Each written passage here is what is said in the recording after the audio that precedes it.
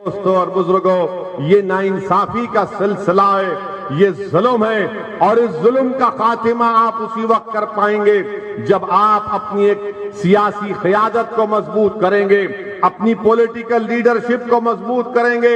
याद रखो उत्तर प्रदेश के मेरे मुसलमानों, अगर तुम इस जुल्म का खात्मा करना चाहते हो तो सियासी ताकत बनो।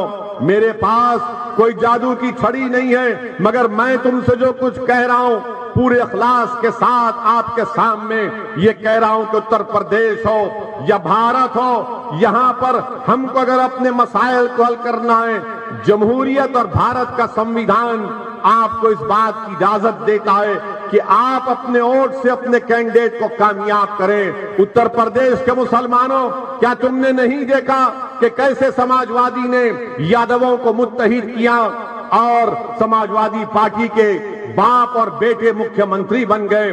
उत्तर प्रदेश के मुसलमानों, क्या आपने नहीं देखा कि कैसे काशीराम ने अपनी जिंदगी को अपने दलित समाज को उठाने के लिए लगा दी? आज उस समाज का एक नहीं कई मर्तबा बहन जी उसके मुख्यमंत्री बन गए उत्तर प्रदेश की। उत्तर प्रदेश के मुसलमानों, क्या तुम नहीं देख रहे हो कि उत्तर प्रदेश में ठाकुरों की एक सियासी ताकत है? उत्तर प्रदेश के मुसलमानों, क्या तुम ये नहीं देख रहे हो कि ब्राह्मण समाज की एक सियासी ताकत और अहमियत है? उत्तर प्रदेश के मुसलमानों, क्या तुम नहीं देख रहे हो कि राजभर और बनियों की एक सियासी ताकत है? उत्तर प्रदेश के मुसलमानों, बताओ क्या कुर्मियों की ताकत नहीं है? ये बाराबंकी का जिला है, यहां पर समाजवादी के एक बहुत बड़े बेनी प्रसाद वर्मा लीडर होते थे। क्या बेनी प्रसाद वर्मा ने अपनी जिंदगी नहीं लगा दी यहां पर कुर्मी समाज को उठाने की और उनकी सियासी ताकत दिखाने के लिए?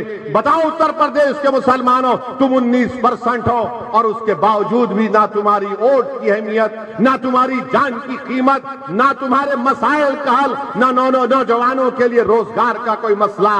पुलिस का जुल्म होता है तो कोई आवाज नहीं उठाता। उत्तर प्रदेश के मुसलमानों, अगर ये तमाम मसाइल की आपको शिकायत है तो मेरी आपसे गुजारिश है कि मर्ज का इलाज हमारे पास है, ये मर्ज का इलाज हमारे पास है और उस मर्ज का इलाज ना समाजवादी पार्टी के पास है, ना कांग्रेस के पास है। इस मर्ज का इलाज, ये मर्ज याद रखो, ये मर्ज बहुत बढ़ चुका है, ये मर्ज, ये डिजीज बहुत बढ़ चुकी है। अब इस मर्ज का इलाज करना है। इलाज आप कैसे करेंगे?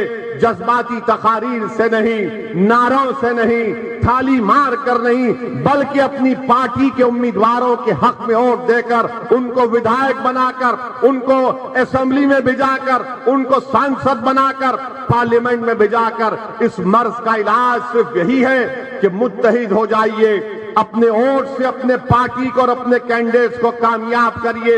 बेनी प्रसाद वर्मा ने जिंदगी लगा दी अपने कुर्मी समाज को उठाने के लिए। आज उत्तर प्रदेश में कुर्मी समाज को इज्जत की निगाहों से देखा जाता है।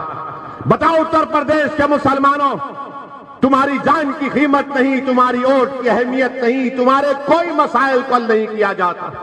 और जब कभी चुनाव आते, अब आ रहा है विधानसभा का चुनाव, तो ये हमारे कौम में जो दल्लाल हैं, जिनको आप दल्ले कहते हैं, ये तमाम के तमाम दल्ले आएंगे और उत्तर प्रदेश के मुसलमानों से कहेंगे ये हमारी जिंदगी और मौत का इलेक्शन है। कहेंगे, कहते हैं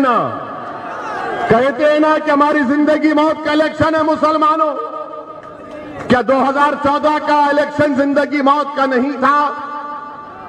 क्या 2007 का विधानसभा का चुनाव जिंदगी मौत का नहीं था? क्या 2002 का विधानसभा का चुनाव जिंदगी मौत का नहीं था? क्या 2017 का चुनाव जिंदगी मौत का नहीं था? क्या 2019 का चुनाव जिंदगी मौत का नहीं था? याद रखो उत्तर प्रदेश के मुसलमानों, मेरी बात तुमको कड़वी लगती होगी, मगर सच्चाई को बयान कर रहा हूं इसलिए कड़वी लगती होगी। सच्चाई यह है कि कुर्मी समाज से कोई जाकर नहीं कहता कि अगर तुम कुर्मी कैंडिडेट को वोट नहीं दोगे तो जिंदगी और मौत का मामला हो जाएगा। कोई यादवों को जाकर नहीं कहता कि अगर तुम यादव को वोट नहीं दोगे तो जिंदगी और मौत की बात हो जाएगी। कोई ब्राह्मण समाज के लोगों को जाकर नहीं कहता कि वोट नहीं दोगे तो जिंदगी और मौत की बात हो जाएगी। कोई ठाकुरों से जाकर नहीं कहता कि अगर ठाकुर को वोट नहीं दोगे तो जिंदगी और मौत की बात हो जाएगी। कोई राजभरों से जाकर नहीं कहता। आखिर उत्तर प्रदेश में 19% मुसलमानों को क्यों डराया जाता है मौत से? क्यों डराया जाता है कि चुनाव आ गए, जिंदगी और मौत का बात हो गई? असदुद्दीन अवैसी आता उत्तर प्रदेश को। मैं यहां पर अपनी मकबूलियत के लिए नहीं आया हूं, मैं यहां पर अपनी अना की तस्कीन के लिए नहीं आया हूं। मैं यहां पर अगर आया हूं तो इन जालिमों के जुल्म को देख कर आया, वरना मैं नहीं आता हैदराबाद से, मैं नहीं आता हैदराबाद से। और आपसे वादा कर रहा हूं कि अल्लाह सुब्हाना व तआला जब तक मुझे जिंदा रखेगा मैं उत्तर प्रदेश में आता रहूंगा, चुनाव लड़ता रहूंगा और आपकी आवाज को, आपके मसाइल को उठाता रहूंगा।